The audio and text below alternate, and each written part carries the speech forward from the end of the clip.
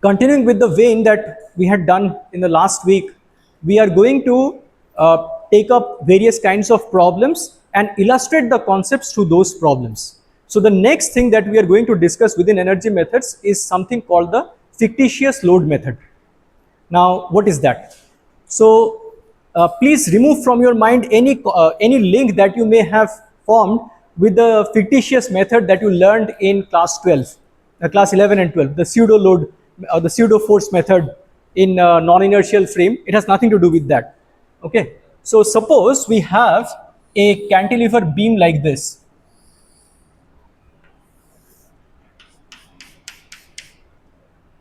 and we have this distributed load.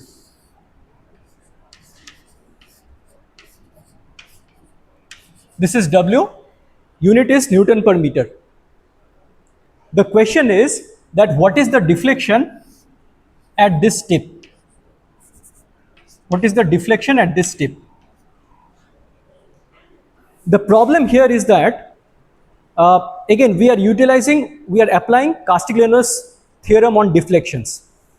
Now the problem with the Castiglione's theorem is that we need a point force for it to be applicable. Here we do not have a point force. That is the problem. Okay, so here if we had a point force, then we would have been able to write that del u del p. Okay, so we don't have that, so we'll have to bring it. Okay, and that is where the fictitious load method is important. So what we'll do is we will introduce this fictitious force.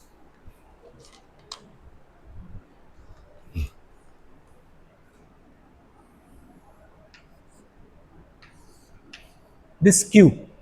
Okay, so Q is the fictitious force or the fictitious load.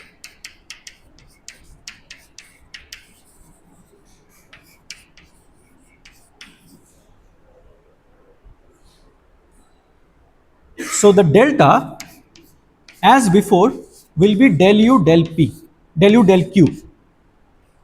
Okay, but the idea here is that we have artificially introduced the q.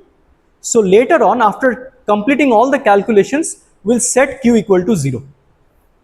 Okay, so that is the penalty that we do. So first we introduce the q artificially, and then after doing everything else, we throw away the q. Okay, so as before, our setup is the same.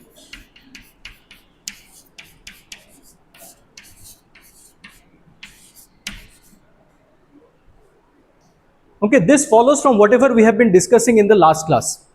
Okay, now as before, we have to first find out what is this M. For that, we have to take this cut section at any generic location. This distance is x. So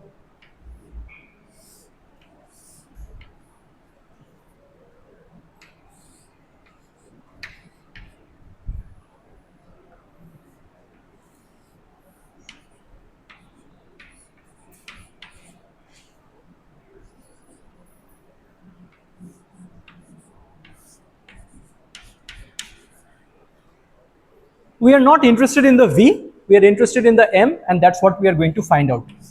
So M, this distance being x. So M plus qx,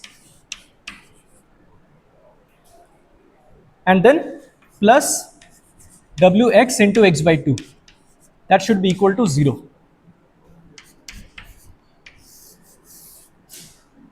Which means that M is equal to minus qx minus wx square by 2. Okay, I hope there is no problem up to this point. Next, we are going to find out that. Okay, so I think it will be better if we write this delta with this condition, q equal to 0. Okay, so this entire thing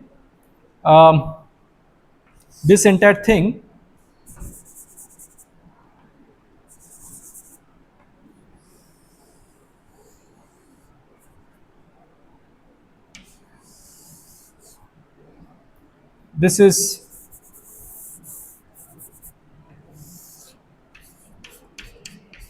Q equal to 0. So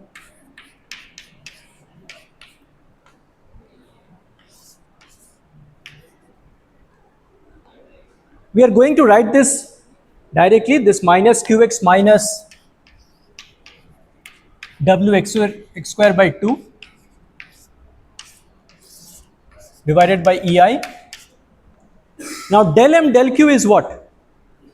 Simply minus x.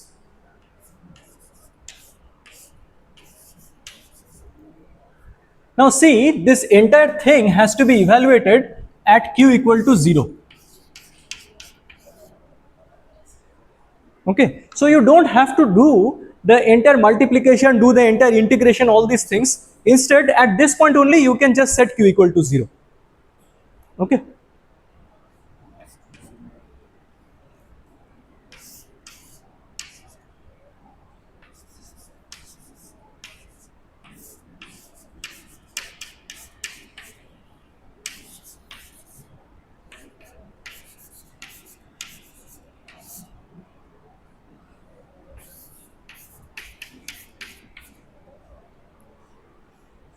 This is it.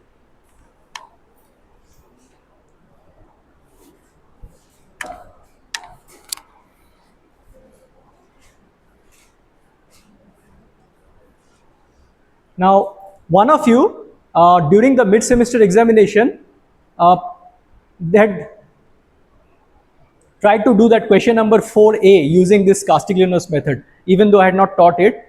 And this was the problem that they had done.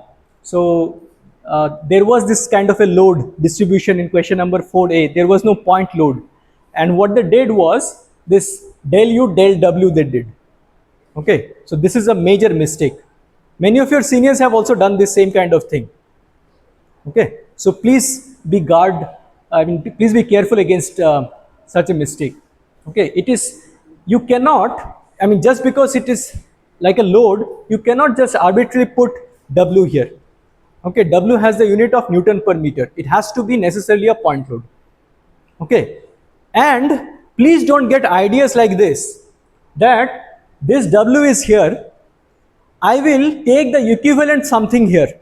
Okay, like this is WL, I will replace it by a WL force. Okay, I'll put it here, and then using BM concept, I will transfer this WL here, take a equivalent moment, do all those things. Please don't do all those things. This is much easier. Go by a straightforward method. Okay, sometimes in the examination hall, especially when you have started studying like 12 hours ago, you get these brilliant ideas. Okay, so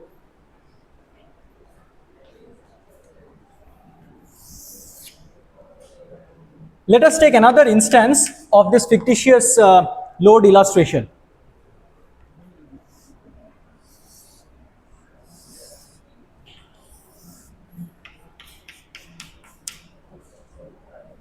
Suppose we have this situation.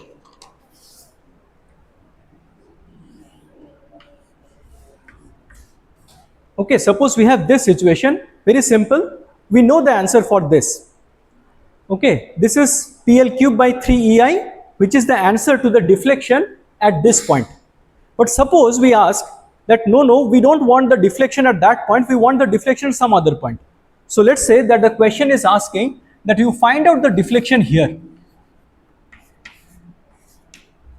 Then it would be absolutely wrong to do del U del P, because Castigliono's theorem, if you had to write it out in words, it would be that this del U del P gives us the deflection where the P is located. Furthermore, there is another special thing associated with it. You see, here it was a Q in the downward direction, and when we earlier did this cantilever problem, when we did the del U del P, that PL cube by 3 EI we found out at the tip, that was the deflection in which direction? It was the deflection in the direction in which the P was applied. So P is applied in the vertically downward direction. Okay, so that is very, very important. What happens is, when we were illustrating these kinds of concepts, time and again we are considering the force in the vertically downward direction or vertically upward direction. So it kind of like default mode is that okay, it is in the vertical direction only, nothing to worry about. But it is not like that. Okay, so we'll see an example of that also. Now you tell me what to do here. Yes, we have to introduce a fictitious force at the location at which we desire our deflection. Okay, so what we have to do is we have to put a Q over here.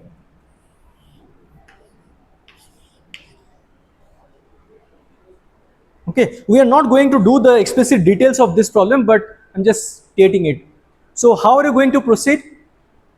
You are going to take a cut section here. You are going to find out the M here. Then you are going to take a cut section here. You are going to find out the M here. Then piecewise you do all the integrations and everything, and finally you set Q equal to 0. Okay. Okay. So this delta,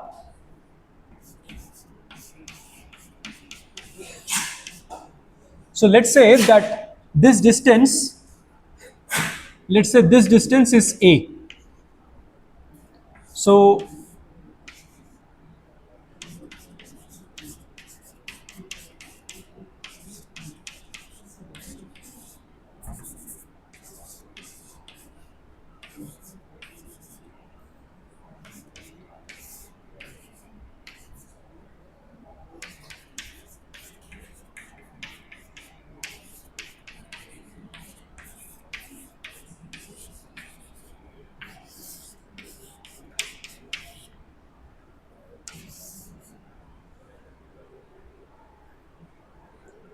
all right, I won't do the explicit details of it. You can do it on your own.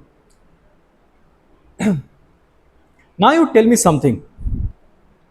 Just um, just look at it very hard, and you tell me that using this method, can you perhaps find out the general expression for the deflection of this beam? So what I'm trying to ask you here is that in an earlier chapter, when we were doing the deflection of beams, that was in your mid-semester syllabus, we had either used the second order deflection equation, which was this.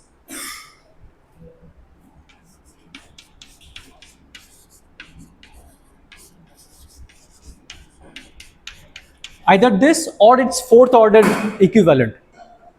Using those equations, we were able to find out the expression for the deflection of the entire beam. My question is that using energy methods, can we do such a thing? Yes? Yes, we have already done it actually. So whatever we are calling as A here, that is the X. Okay? Because if you vary A from 0 to L, that is what you will get. That is the expression for the deflection. Okay? And you see, when you approach by this method, you do not have to solve any differential equation, you do not have to use any boundary conditions also.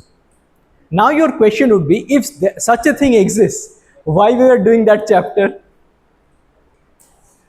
Well, there are reasons. Okay. Plus, it's good to have different ammunitions in your arsenal. By the way, I want you to do something here also. This thing that you have done, this answer that you have found out, WL to the power 4 divided by 8EI, please verify using that governing differential equation method also. Probably it will be there in that either the question number 1 or 2 of the tutorial sheet. If it is there, you can please check now.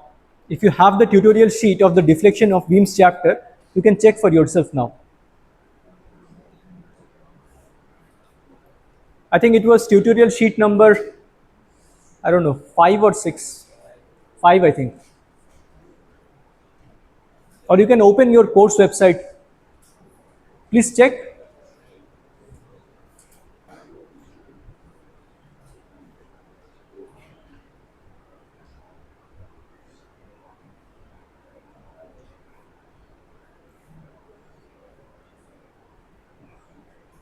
Does someone have it? Have it? Is it matching? Huh? Matching? Okay. It will match. Okay, it will match. Okay. There is something, however, that I want you to think about. The answer is not at all trivial, okay? It is actually not meant for second years, but I just want you to think about it. So those of you, please, I mean, these are not important for examination purpose, just for the sake of curiosity. See, all these things that we are doing, every time we are taking up the bending moment, right? But when we were deriving the fundamental things associated with the energy methods, look back at your in your lecture notes. What were the various energy components that we associated with this thing? There was bending, there was torsion, there was also shear, where that very inconvenient that form factor came, that F. Okay, there was a contribution from the shear also. And I had said at that point that usually you will see that the shear is neglected. And without telling you explicitly, that is what I have been doing. Because in each of these problems, shear is very much present. But what we are doing every time is just respecting the bending moment but neglecting the shear. Now, if we actually do the thing, do the actual calculations, put in the values, we'll see that the shear component value will be much less compared to what we are getting here. Okay, but then another question arises. Okay, suppose you accept that the shear component is less, suppose this answer is fine. But someone may argue that okay, it is fine to neglect, but suppose I did not neglect. Suppose I wanted to torture myself and I took that shear component. If I take the shear component, it would be plus something, so it will not be WL to the power 4 divided by ATI. It will be plus something, whatever, 0.0000, whatever small quantity is there, it would have been that. Which means that the answer is not matching with your tutorial sheet number 5. Because there it is given as WL to the power 4 divided by ATI. That was a perfect governing differential equation answer. Okay, so that was my question, that why does it not match? So is this wrong or is the deflection of beams chapter wrong? Yeah, both are approximations, okay. So this is an approximation where the approximation is in dropping the contribution from the shear. And when we are doing the beam chapter, there also we were doing some approximations. Now Charit has mentioned here that we were neglecting the curvature because the curvature is not supposed to be this EI d square V dx square. Rather, it has to be divided by 1 plus dv dx whole square to the power 3 by 2, right? 3 by 2? Okay. But if we take that, it will not match. Okay. Because that has to do with the curvature. That still doesn't have to do with the shear. So the answer is much more fundamental than that. The answer is that when you want to respect shear, then fundamentally, what did I tell you at the beginning of the beam discussion? That we are following the Euler-Bernoulli beam hypothesis. That Euler-Bernoulli beam hypothesis has to be corrected. Okay, so all of these things, whether you take curvature, don't take curvature, but whatever you do, you are still within the gharana of Euler-Bernoulli. So if you want to take shear, it has to go beyond Euler-Bernoulli. Okay, and please don't think that this is like a research level problem because people have already done these things. Okay, so there is another gharana or another advanced theory, which is the Timoshenko beam theory, which you do, if you do, you will get somewhat closer to this, and then maybe you'll have to take another term here. Okay, and people keep on studying these things. And there are higher order shear deformation theories, so on and so forth. Okay, so if you ever do projects in solid mechanics, you'll probably do those things, but I'm just telling you, this is not the end of the story. I mean, this is rather like the A of the ABC of the story. Anyway, proceeding with more examples.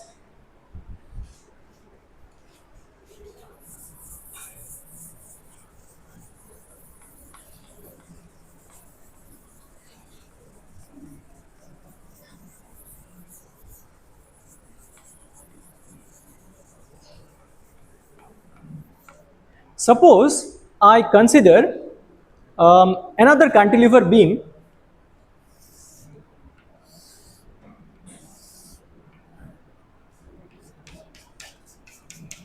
See, I want to expose you to as many different kinds of situations as possible, which is why I'm not working through each of these examples. Okay, I'm just exposing the thing. You can do the algebra on your own. Let's say that my load is like this only. But my question is that I am no longer interested in the deflection. Rather, I am interested in the slope at this end. Then what do I do? Look back at your notes. I have already given you the theory. So if you look at the statement of Castigliano's theorem, there are two versions of it. One is for the deflection and one is for the slope. Okay. One is for the deflection and one is for the slope. The slope one is theta is equal to del u del m. Okay. So if I am asking that what is the slope here at this end, what is the slope here, then what do I have to do? I have to do this thing. This theta is equal to del u some del m naught. But this m naught is missing. There is no m naught here. Okay. So you have to introduce one m naught.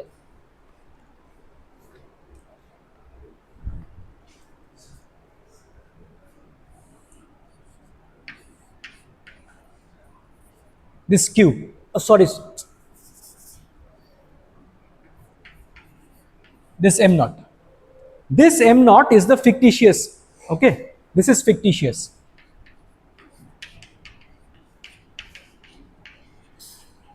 Which means that this thing is actually evaluated for m naught equal to 0.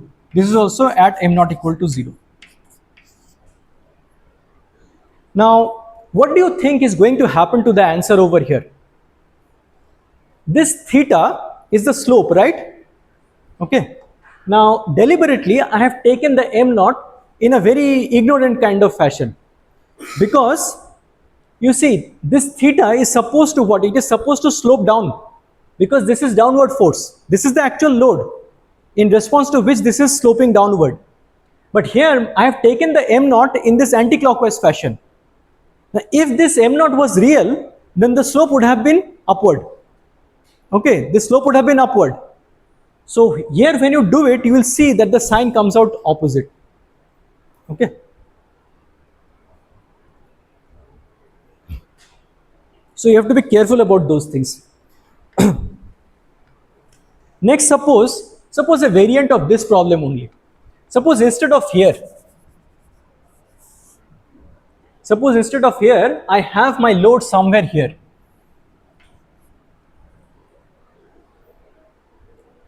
Okay, so everyone please take a look here. And there are small concepts which, if I leave you alone, you will come up with brilliant kinds of ways to trap yourself. Okay, I'm just trying to foresee all of those traps and acclimatize you against those. So suppose I have a force over here. Okay. And again, let's say the question is like this. Okay, something like this. That what is my theta here? I will do the exact same thing. Don't use too much brain. Okay, just use the adequate amount of brain. Why I'm asking this is, in this cantilever problem, there is not much of a trap. But suppose it was a simply supported beam.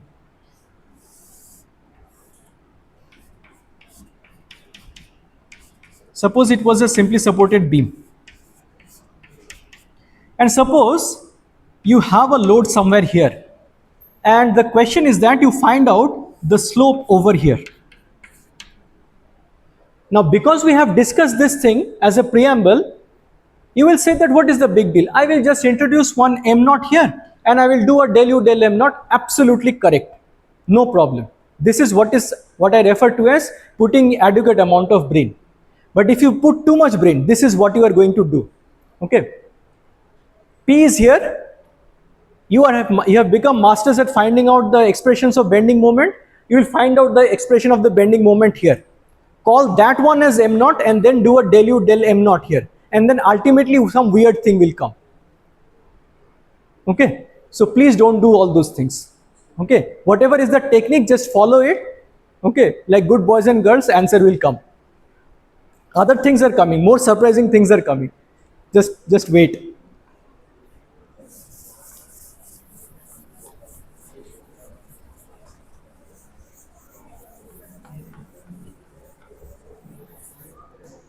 Okay. Now, all these examples that we have taken, these are statically determinate examples. Okay. Let us consider a statically indeterminate example and see what we can do using energy methods.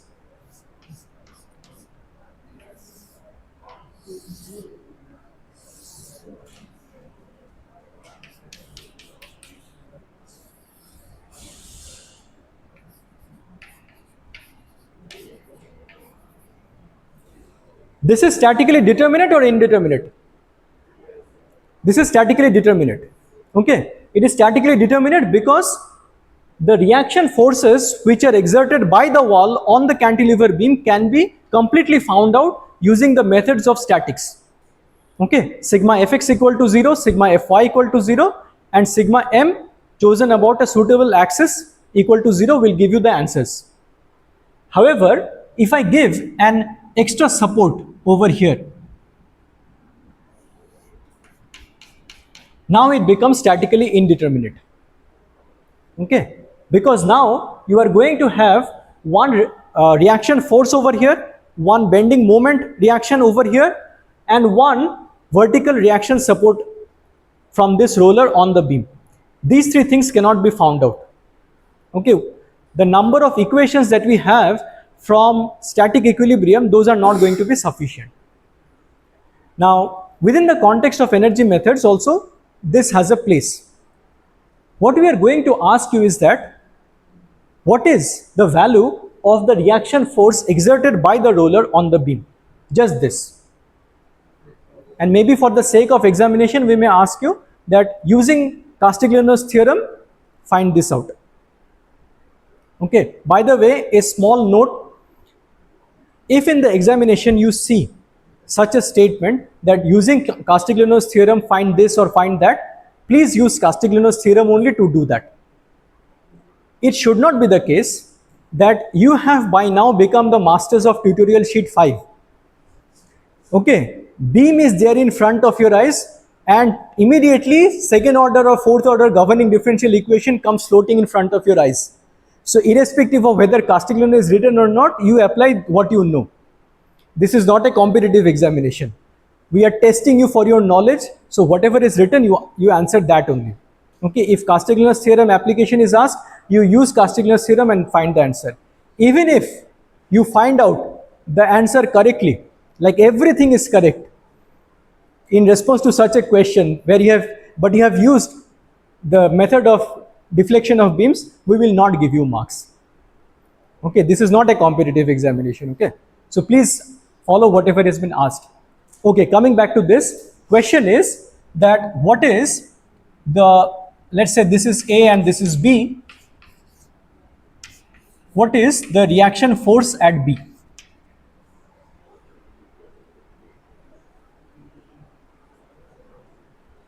So definitely there must be some use of the Castiglione's theorem here, because that's what I'm trying to illustrate.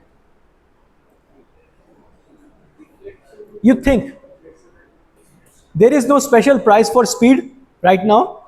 Okay, think everyone, sit down quietly for 15 seconds and think.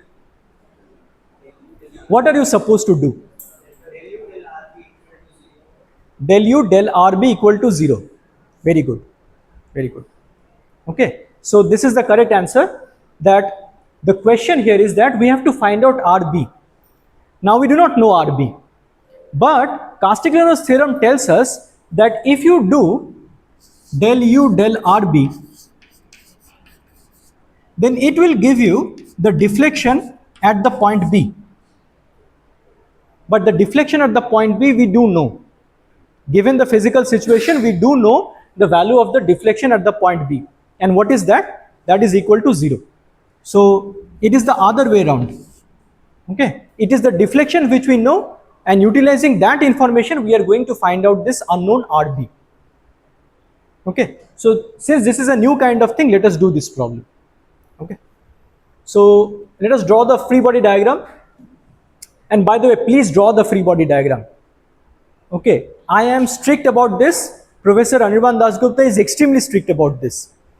Okay, so I learned how to become strict about this from these people only. So you understand. Sir, in this problem, for example, if you deliver LM not at that point where we are not like in the lower one. Say that again, I couldn't. In the lower one, not the upper This one, yes. Yeah, Yeah. if we, because of that force, we have some movement, right? So if we calculate del U by del M at that point, Yes, yes, what that is will the it, method. That is what will the that give us? that will give us the slope. So you just introduce a m naught here. This m naught is the fictitious. No, I'm saying not the fictitious one, the one which is already existing because of that force. So internal movement. We use that. Because of this, I na. mean, like the bending movement. You try, you try, something weird will happen. But what is the significance of that? There is no significance. The thing is that if you want to have the slope, it has to be in response to a point external load that is given, not in consequence to any other, I mean, like a point force thing, because of which the bending moment is arising, not because of that.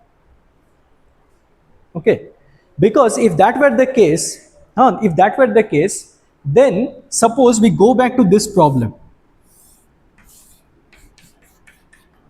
and suppose we have this thing. All right, and suppose the question is that you have to find out the deflection at this point. You have to find out the deflection at this point. Then at the equivalent level of abstraction, one can argue that in response to this load intensity, I will be able to find out one shear force here, and then I will do a del u del v of that. I will be able to get the answer. I won't be able to get the answer. Okay, it is at the same level of abstraction. Okay, so let's do this problem. Let's draw the free body diagram properly.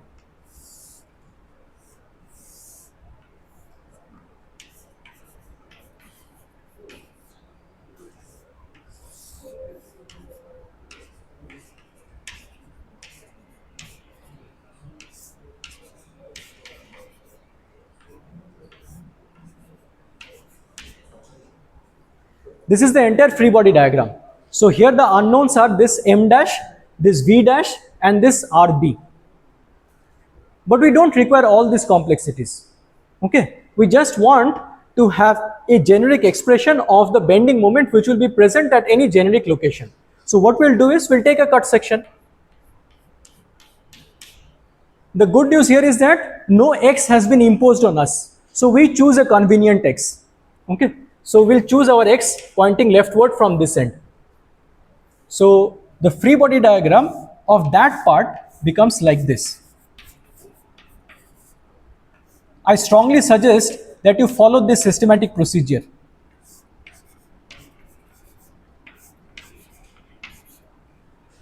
Now you find out the expression of the m. This m is what? So this is m minus rbx plus wx square by 2 equal to 0. This is x. So this is going to be equal to m is equal to rbx minus wx square by 2. Okay, let us proceed.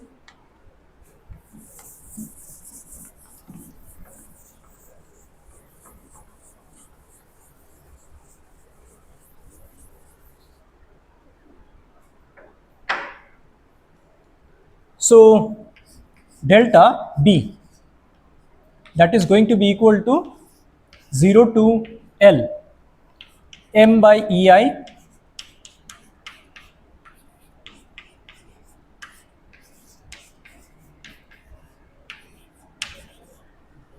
Everyone agrees to this? Please don't copy, okay? Just, I mean, copy, but copy in an educated fashion. So I hope everyone agrees to this, okay? Now, as we have mentioned earlier, this delta B is equal to 0.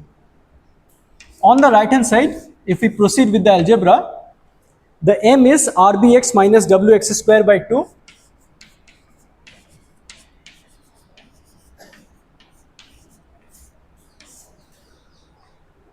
divided by EI. Del m del rb, what is that? X. Like every time you do this problem, na, from your heart, a lot of like goodwill and like very good feelings go out to Professor, not Professor, but Castigliano, Dr. Castigliano. Okay, he died very young, but he is getting so much blessing from all the students because this is such a nice clean cut method.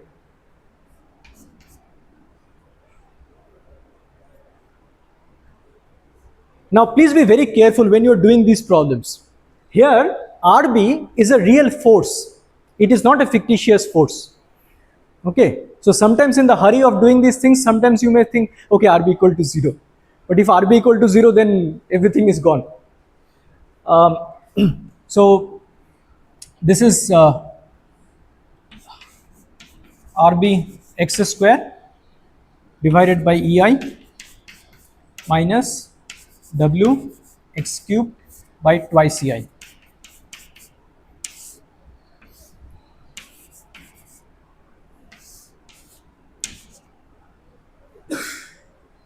And then this is just RB, this is L cube divided by 3EI minus W L to the power 4 divided by 8EI.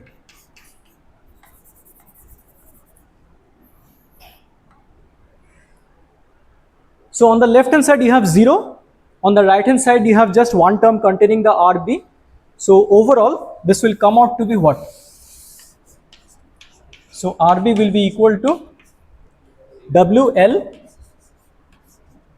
divided by this EI will cancel, and then we will have 3WL actually divided by 8. Now whatever this fraction is, that there is no way for you to validate sitting in the examination hall. But at least do a quick check that at least dimensionally this is correct. Whenever you do these kinds of problems, at least dimensionally check it is correct. W has the unit of Newton per meter. This is L, meter. So at least it is Newton meter, Newton per meter into meter, Newton. So this is force, Newton. Okay. So that way at least it seems to be correct. Now my suggestion to you is something. This entire problem can actually be done using the tutorial sheet 5 method. Okay, please try to do it. Okay, it will be very good practice for you. Okay. All right, something different now.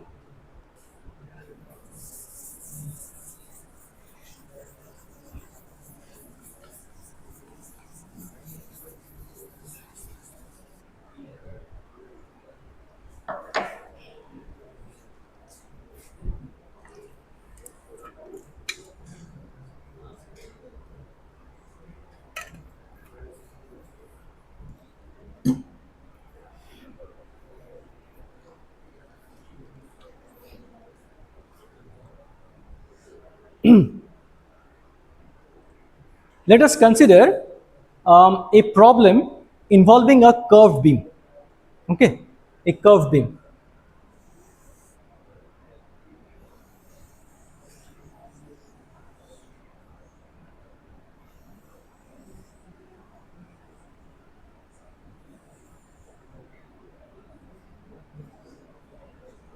This is the situation.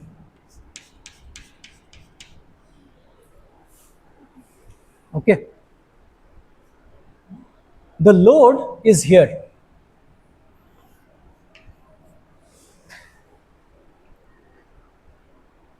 This is the load.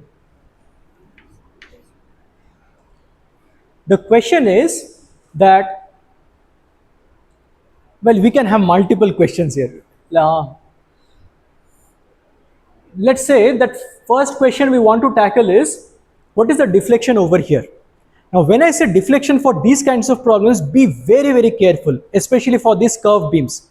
Okay, I cannot highlight this enough. If only deflection is given, then you write that I am finding out the vertically downward deflection.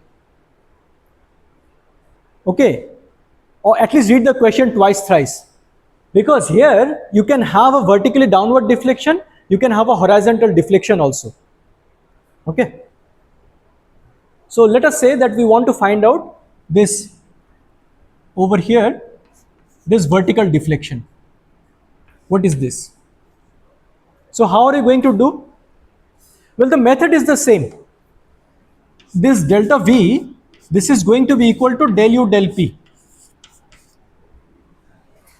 But now you have to understand certain things very carefully. See, this is a curved beam. All this while, we were not doing curved beams. We were doing just straight beams. The only place where you have kind of gotten close to a curved beam is where? In which problem?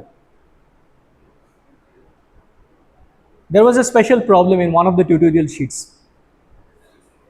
In the combined loading chapter, question number 19, the spring problem. Okay, so that was a curved beam kind of situation. All right. Anyway, don't worry about it. So this is a curved beam. Now, there's a very, very subtle point, which is that despite this being a curved beam, if this thickness is very, very small, this thickness very small means compared to the radius, okay, suppose there is some mean radius over here, capital R, compared to that, if this thickness is very, very small, then the curvature doesn't disturb too much. The inherent curvature that is there, it doesn't disturb too much, which means that there could be actually situations where this thing is not very small. Suppose if this is large, then you cannot proceed by the way that I'm going to proceed now. Then it comes under the domain of what is referred to as uh, thick curved beams. Please write it down. Okay, so you can write it down here that it is not, you can write something like this, that it is not a case of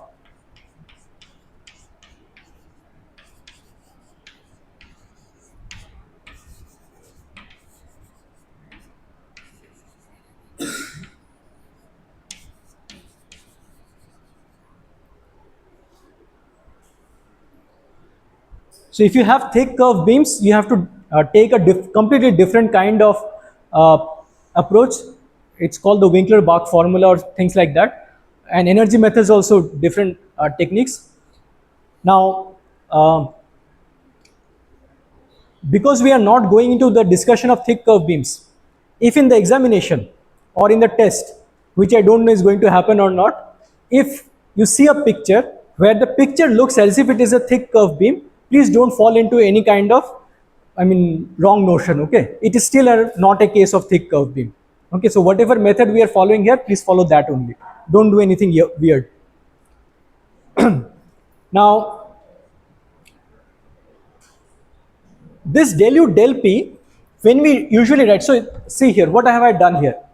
I have taken this integration from 0 to L.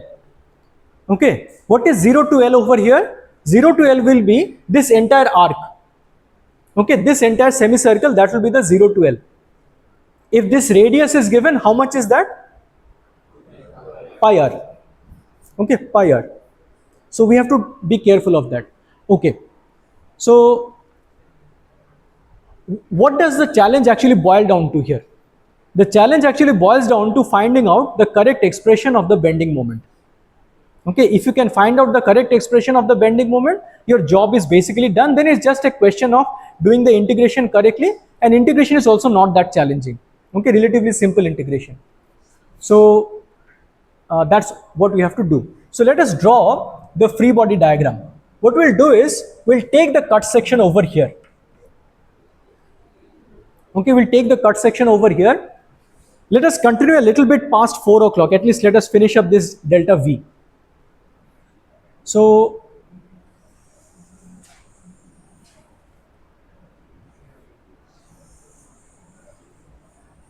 this is our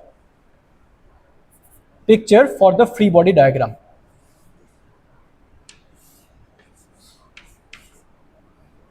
Now here, because in your head you always think that even though it is curved, but ultimately the physics is exactly like the straight beam. So wherever we are taking a cut section, you are going to end up on that exposed surface with a shear force and a bending moment.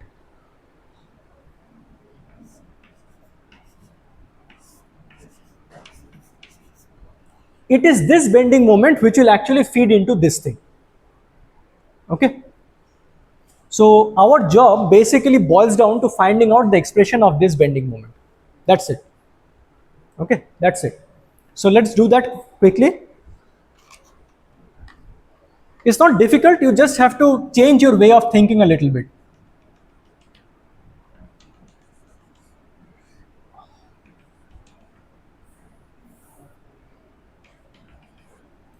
Okay. So here, so everyone please look carefully. So this entire angle, this is theta. In order to traverse the entire semicircle, the theta has to traverse from theta equal to 0 to theta is equal to pi. Right? Okay. Now, for this bending moment is produced as a result of what? In response to what? In response to this P. There is no force in this arc from 0 to pi by 2, there is no force. So the only force is here at theta is equal to pi by 2. You tell me what is the m. I'll give you the value of the radius. Okay, this is the radius. In terms of the radius and in terms of the theta, you tell me what is the m due to the p. So no need to worry. Okay, it is actually quite simple. So see, this p is the here. Okay, and if you just think carefully, what is the moment arm for this p about this? What is the moment arm? This is the moment arm. Right, this is the moment arm. Is it not? Okay. Now, if that is the moment arm, this entire thing, this is the moment arm. What is the value of that? Yes? So, how much is this angle? So, this angle is theta minus pi by 2. Is it not? It is theta minus pi by 2. As soon as we identify that theta minus pi by 2, then it becomes very easy, no? This one is radius. Okay, so this one will be what? R sine theta minus pi by 2. Okay, and the only thing we have to be careful about is the sense. Here I have drawn the m like this. The bending moment due to this p will also be in this clockwise fashion. Okay, so this will be plus p r sine theta minus pi by 2. This is equal to 0. Okay, so that's it. Okay, as soon as that is done, whole challenge is done. Now it is just very algorithmic fashion, you can proceed. So remember, we still have to find out the deflection. Okay, so the deflection is going to be equal to m by ei. Please note the similarity with all the previous things that we have been doing. Then del m del p. Now we have to write the counterpart of the dx. Dx was the length. Okay, so dx. So what now? What is the counterpart of dx? R d theta. Very good. R d theta. Now this r d theta, so basically you are doing an integration with respect to the variable theta. So the integration limit should be with respect to the theta. So what should it be? It should be 0 to pi. Okay, 0 to pi. But you note what happens from 0 to pi by 2. So suppose you were to take a cut section over here, and this was your free body diagram. You would have an m here over here, you would have a shear force also V. What is the value of this m? 0. Because there is no external load to induce a non-zero value of this m. Okay. So from theta is equal to 0 to theta is equal to pi by 2, m is equal to 0. Okay. So we do this piecewise, and for the first quarter it's equal to 0.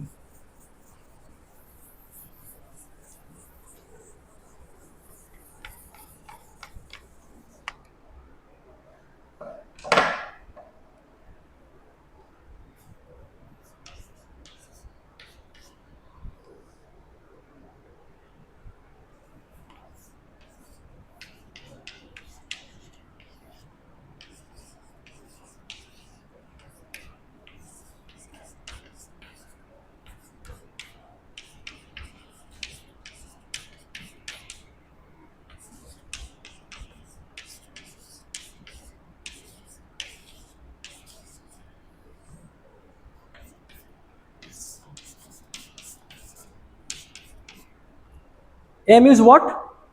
minus PR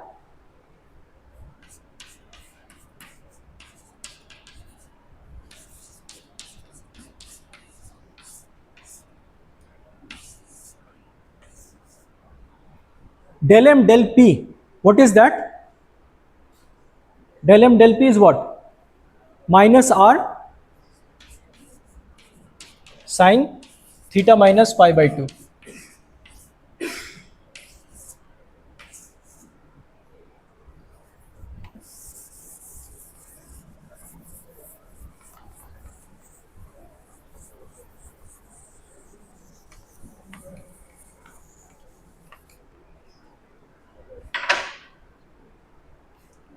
Let us not forget that there is a EI in the denominator, and then there is a R d theta. How are you going to proceed from here?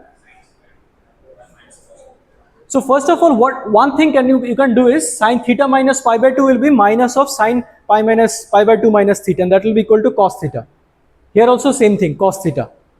Okay, so you can do from there. Okay, I will not do these things. It's already 5 minutes past 4. You take a 5-minute break. We'll continue with this physical situation only, but other kinds of deflections.